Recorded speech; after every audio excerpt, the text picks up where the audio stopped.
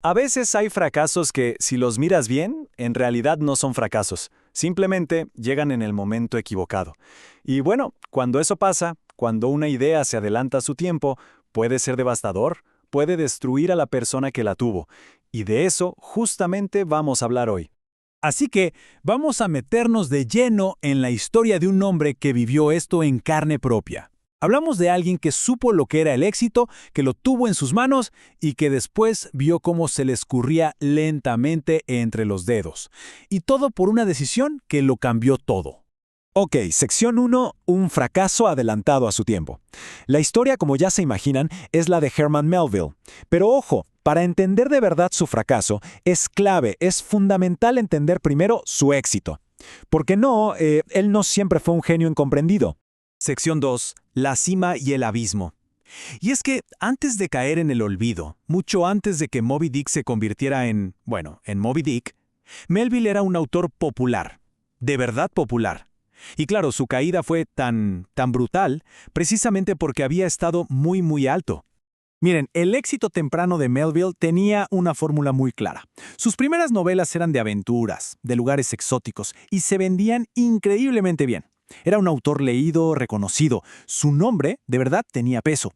Él sabía perfectamente lo que era el éxito comercial.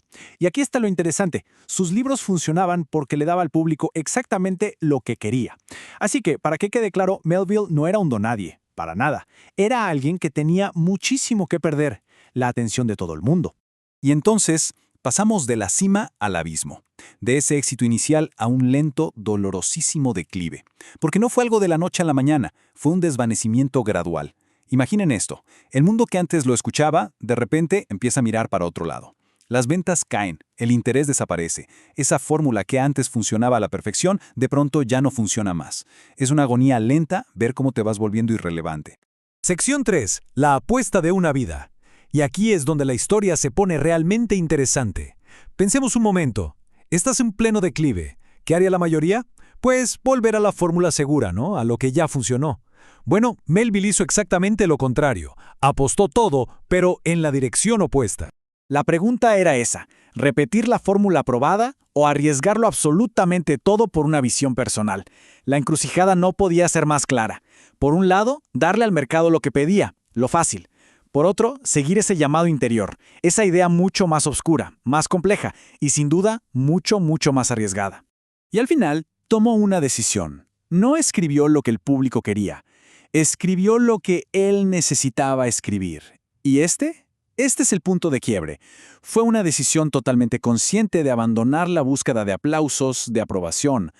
Dejó de escribir para agradar y empezó a escribir para expresar algo profundo, algo que venía de adentro, sin importarle en lo más mínimo cuál sería el costo. Y de esa necesidad nace Moby Dick, una obra de una profundidad, intensa, simbólica, filosófica. No era otra novela de aventuras para pasar el rato, para nada. Era una exploración brutal de la obsesión humana. A ver, por fuera parece la historia de un capitán que persigue a una ballena blanca, ¿cierto? Pero en el fondo, muy en el fondo, es sobre lo que sucede cuando una mente se aferra tanto, pero tanto a un propósito, que pierde todo lo demás. Vamos a la sección 4. El peso del silencio. Ok, Melville se arriesga, publica esta obra monumental. ¿Y qué pasa? ¿Cómo reacciona el mundo? Bueno, aquí es donde la historia se vuelve trágica. La respuesta del mundo fue, la no respuesta. El libro sencillamente no conectó con el público.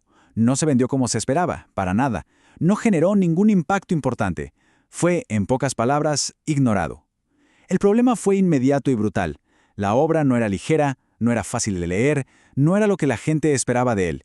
Salió al mundo y el mundo simplemente le dio la espalda. Lo que recibió fue silencio. Y ojo, no hablamos de críticas negativas. Una crítica al final es un diálogo, es una reacción. No, esto fue algo mucho peor. Un silencio ensordecedor. Un vacío que no hace ruido, pero que te aplasta por dentro. Porque al final del día, ser ignorado es casi siempre peor que ser criticado. La indiferencia es veneno puro. Es lo que provoca que un nombre se desvanezca, que se borre. Su obra más importante, su gran apuesta, cayó en el olvido. Y con ella, él también. Su relevancia desapareció por décadas. Quinta sección. El redescubrimiento tardío.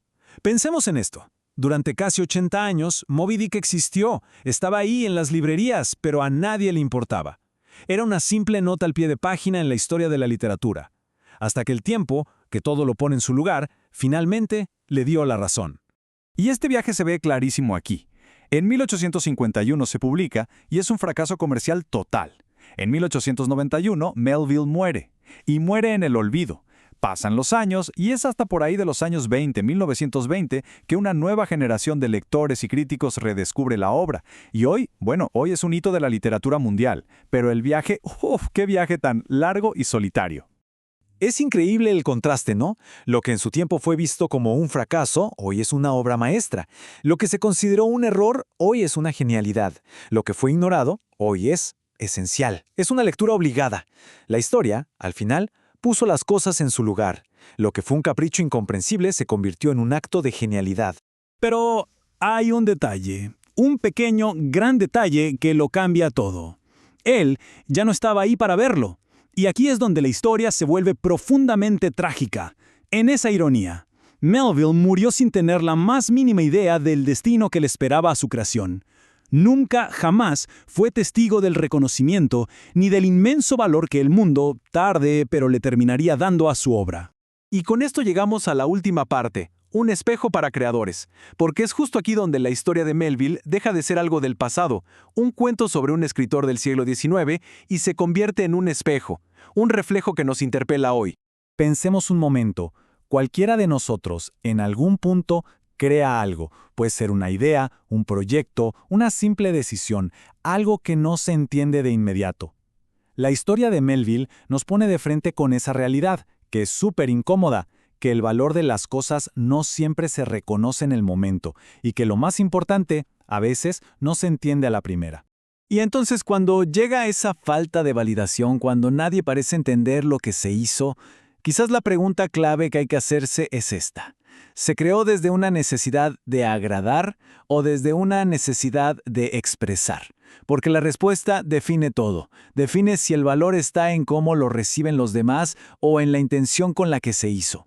Y eso nos lleva a preguntarnos, ¿qué se está creando hoy, en este momento, que el mundo quizás todavía no comprende? La historia de Melville es una invitación a valorar esas ideas auténticas, que parecen ir un paso por delante. A valorar ese trabajo que no se hace porque es popular, sino porque se siente necesario. Lo que nos deja con un último desafío. ¿Se debe continuar? ¿Vale la pena seguir adelante incluso si el reconocimiento no llega ahora?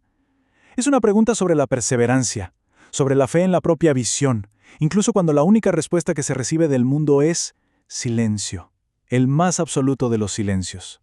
Y quizás la respuesta está aquí. Hay historias que no fracasan. Simplemente necesitan tiempo. Y esa es, creo, la reflexión final. Algunas de las cosas más valiosas que se crean no son errores. Para nada. Simplemente están ahí, esperando con paciencia a que el resto del mundo, por fin, esté listo para entenderlas.